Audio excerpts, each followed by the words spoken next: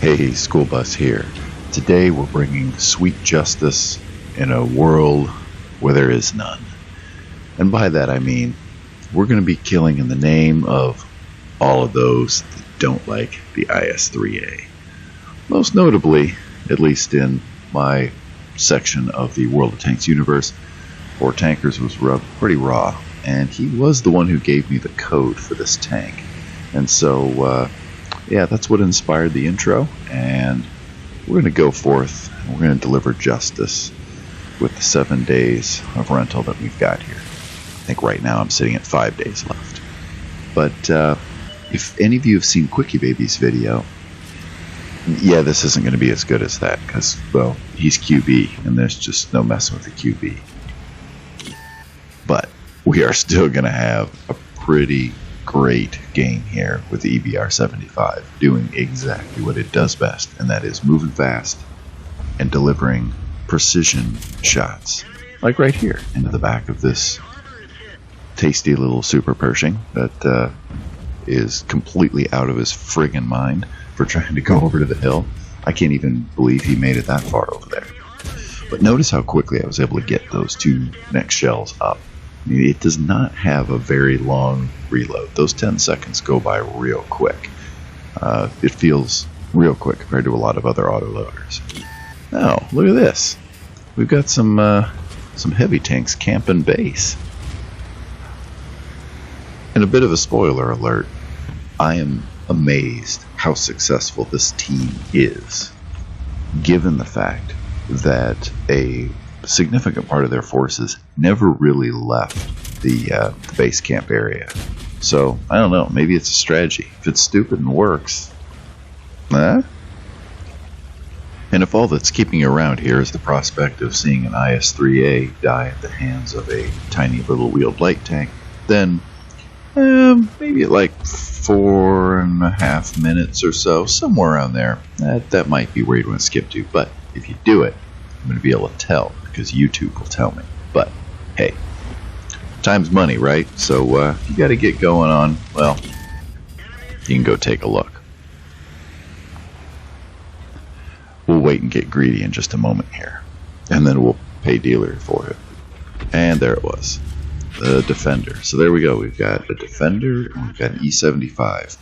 Still within one click of the base. And as far as the rest of the map, we aren't really making any headway up there with the heavy tanks, despite the efforts of my nephew Pikachu. And then behind me I've got Tow Truck in the Scorpion G covering me here as I poke up into the base, and he's letting me know where he's looking. That way I can make sure I'm spotting things in an area where he can actually do something. And then we really don't have anything going out down in the southeast. And I think that's going to be to our detriment, because we need to be putting more pressure on the enemy in more places. And right now we're kind of being passive about it. It does seem like the EBR 75 has pretty good uprighting characteristics. It's not like the LTTB where you just barely nick something and then it falls over, or like a Stritzvon flat pack. Those things tend to flip over real easily. So there we go. There's our first shot at the Defender. First one goes in, second one does not. But let's give him a little bit to forget about us. Maybe he'll decide he wants to go somewhere else.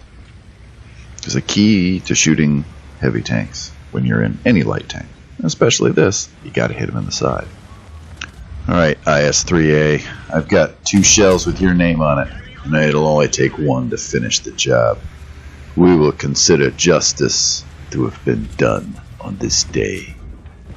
I thought when I won this tank in the boxes that it was invincible to real tanks, but I guess it wasn't. Mommy! I've been reminded of how much trouble these tanks cause because I played a lot of games down at tiers 5 and 6. It's mainly like this one here, Tow Truck and Pikachu and I.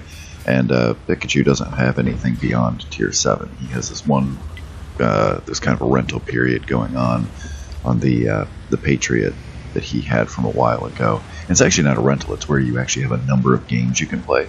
So it's kind of cool he's able to try it out, and he's just getting to the level of skill in the games where it's not totally throwing the game if he plays at Tier 8. He's not great, but he's not throwing the game by just jumping into Tier 8 and not understanding the maps and what's going on. So anyway, I digress. Playing at the lower tiers, I realize how nasty things like E25s are, Defenders, the IS-3A, because lately I've been playing a lot of Tier 8, 9, and 10, and some 7. But when you're playing at those tiers, even the E25 doesn't really feel too bad, because they might kind of troll in the way they spot you, but once you find them, you destroy them.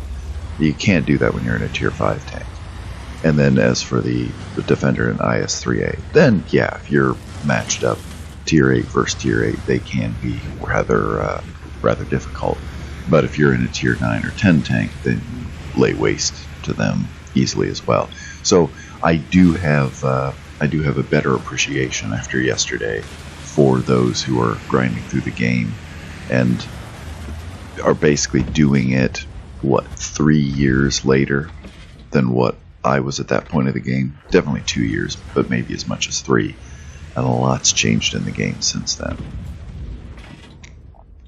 So jumping back into the action here, we have now lost the heavy tank zone, and I'm considering heavily going up and trying to find that T10 and see if I can catch him out. The problem is I know he has more hit points than I can do with 2 shells. It's going to require at least 2 clips. So it's going to be a bit dangerous, but with a concerted effort with tow truck, maybe we can pull it off. And I go for the kill there, but I don't quite get it. Tow truck does. That would have been another pretty cool kill. So now let's get charged up and let's make a run. Let's see if we can find the T10. Okay, so the T10's down there right now. I did get spotted. They are shooting at me, but I'm going to make myself as small and wiggly of a target as possible. You don't want to go crossways in front of enemy fire because this is a very long and somewhat tall tank, but it is very, very narrow. So keep that narrow side facing the enemy. Now we'll climb up the hill. And I'm thinking about going over and helping tow truck. They've got a light tank giving them some trouble, but he and one of the other TDs, sorry, not one of the other TDs, and the Artie, they defend their position. Way to go, clicker. Way to go. Oh, now the clicker's dead. Now let's see if we can spot this T10 without him seeing us. We'll jump in here. Oh, I think he sees me. Backing off. Backing off. We'll get reloaded. So at this point, for those of you playing at home, take a guess of what the T10 is going to do. Because I don't fully keep track of where he went. So just kind of keep pretending, okay, if you were here right now, where would he be? And actually, it wasn't at that point. It's at this point. When he disappears this next time, that's where the mystery begins. And that was helpful. He just took 175 damage hit. Unfortunately, I've now lost all of my help on the hill. Tow truck's dead. The other TD's dead. The enemy team has gone on the offensive, and we're paying for it dearly. And now, I am all alone. I don't know if a 1 versus 7 is something that this tank's ever going to be capable of. You'd have to be against a real team of Muppets to do that. So I come up here just to make sure he's not at the top of the hill. And then I'm thinking I'll find him right down here, either directly to my right or my left. And then it's at this moment here I realize, oh wait, no, he actually had doubled way back. I get the first shot in, but unfortunately he turns, and now I don't have another shot, and I keep losing more and more wheels, and I'm slower, something slower, and then the clock ran out. So we're not quickie, baby. This was an unfortunate end, but remember, we did kill that IS-3A.